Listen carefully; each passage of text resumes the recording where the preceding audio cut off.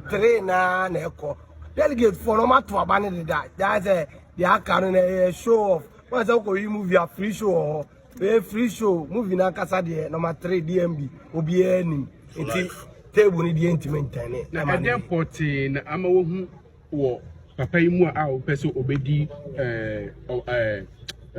MPP anim sa wo hwe nenim de na omaton na deda na MPP no obi anu a omde na akọ first starter wetima wini da gise wo kọ na wakọ enti de yede na akọ na wetima wini no na we say yen fa no kọ biem because ono ne yede ne kọ a ye advantage edoso se wo de ni pa foforo esan kọ a obi anu a waba first time a we wini da na da miss nipa ye san de ne kọ foforo no ne first time o timi wini esa adwuma na be ye den enti de wakọ bi da no anye ye no na we say yen san fa no enko o kan sa ya sana etie enti me edi enti na me support Dr. M0ney-Kye BAWUMIA ma me nka sembi your party constitution okay e ka say wo article 13 clause 7 ko see your presidential candidate MPP's constitution and now here Article 13 clause 7 of the party's constitution say a person does not qualify to become a presidential candidate unless one, so with the party, why active member of the party for at least 5 years. Okay. The person no, or say that person should be of good character. Okay. Or say ni soon in the ban ye. Dr. M0ney-Kye BAWUMIA, me support no. Me say ni soon in the ban ye. Okay. Yeah, na dey currently in our party constitution is also ni soon in the ban ye. Because you see, so you elect to say presidential candidate, and you bo be president for the country. We be a role model for the whole country. Okay. And they was say we demonstrate good character. Okay. BAWUMIA and can obi ani no say be bia kasa obre ne ho ase.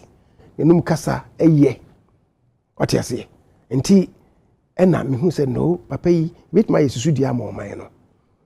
Ne kasa na ho brase tema wo ema oman no e true patriot. Anya say wo chire mi ububa me nso mete ba anya na obi nso akochire mu onu so akobu bese anti se wo si obi kasa ye obi ni ne su ya na che se nipa na mede ne ye mfantom busa okusa ne de onu de ne kasa anye ne su ne ba anye me kasa ya me kasa nti mpese wo ya me kasa ho ne mu because mpani say se nipa mienu kura ho ese nipa mienu ho yefia e den ba ko ho yefiche ba ko na okay what you say okay and this obi omo nyina suban ya obi de odamufua okay sa asem na meka okay what you say okay obi de odamufua sabi but enye wanwan so say nipa 5 no em say 4 kwabreje Japan de na me hu ye 4 be no ahwe 10 cents of edutwum 10 cents of Kennedy me I don't believe in those things 10 cents of Brian 16 cents of BAWUMIA ya menye sa ne manini unya kwan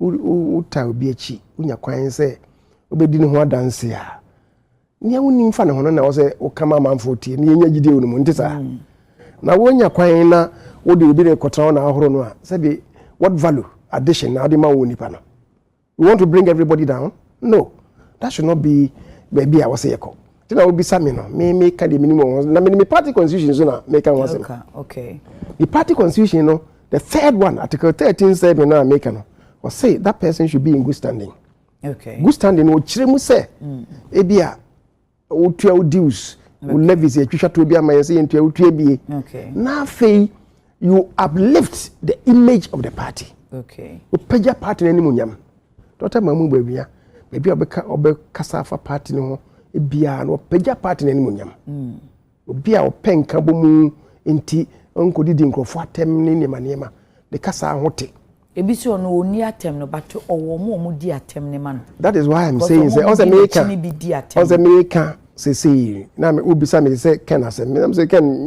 minua kuma no what you say the constituency kra me wo mfo kakra wo the constituency obeji na sase na nchi o asase I mean I have that working relationship with him because 2016 now also the cars be bread control trucks be tipper trucks be bread party no na me ka so omre mi bi the other pie na me hu say enye papa sa because na me pese me nya na be boa mam tira adwuma after 2016 no 2020 be 2024 na nka my emergency meja bitu aboa me and oye so say me pe eno bi dia me ma no 10,000 ne boarding or the be no be ba come cost $10,000.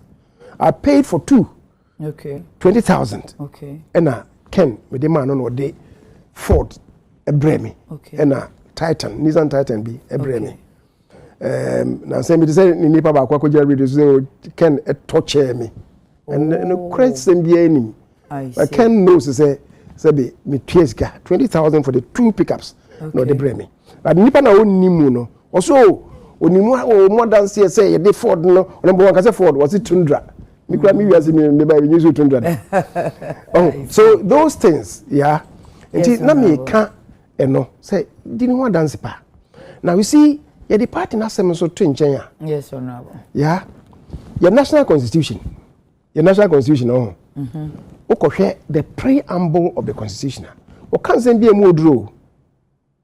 Read the preamble of the constitution. Okay. Was say the man share one sa.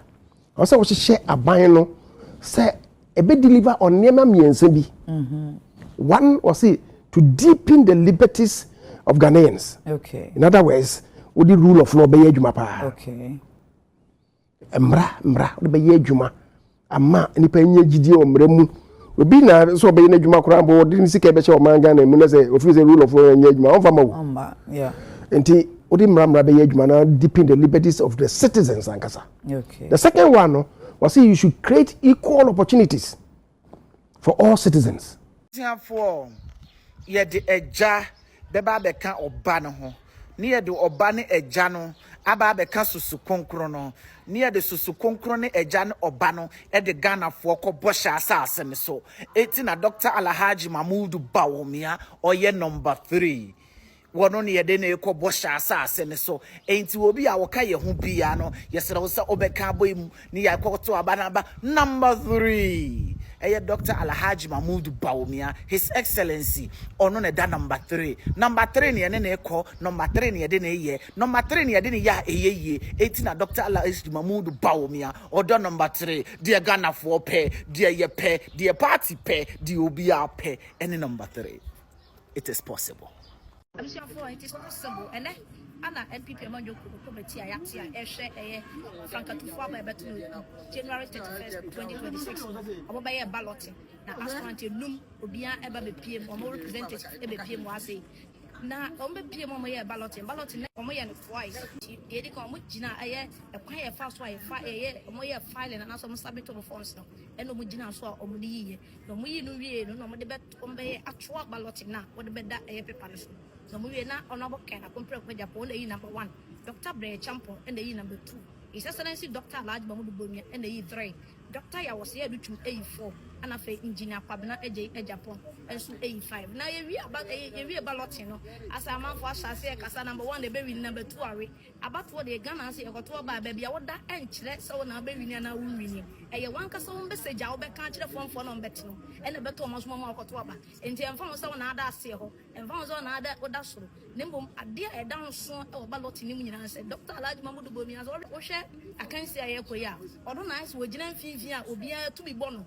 And nothing and no buy no be number 3. We each any position of Wajina so no one any poor betting a unified party no. And this number 3 and Dr. Alhaji Mahmoud Bawumia. A chile ne unified symbol and say a chile so no one any pa.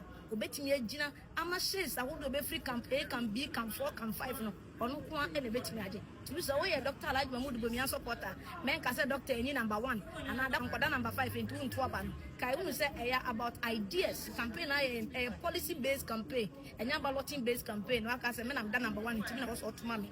Ideas. Dr. Mahmoud Bawumia so na actually say or any dear our policies papa. But the for me about what party na sa boa Ghana. In this way MPP na for boy delegate. They make actually one say okwa. Should you didn't feel one or catch or say me na we me bet my camp because you started here too many no on the obi at kasa plenty obi do ncho obi ampoada the kasa ehoti the kasa bia about unity to me enye me nwanwa so didn't feel to delegate na okoto oba na koto aba ema obi a wadwene wo ho na obi a ye de di kun ne mo betimi agitumi e de amaye the medical doctor said Dr. Mahmoud Bawumia is the most prepared candidate, is the most formidable candidate and the most winnable candidate. Win with Dr. Mahmoud Bawumia aka 9 pe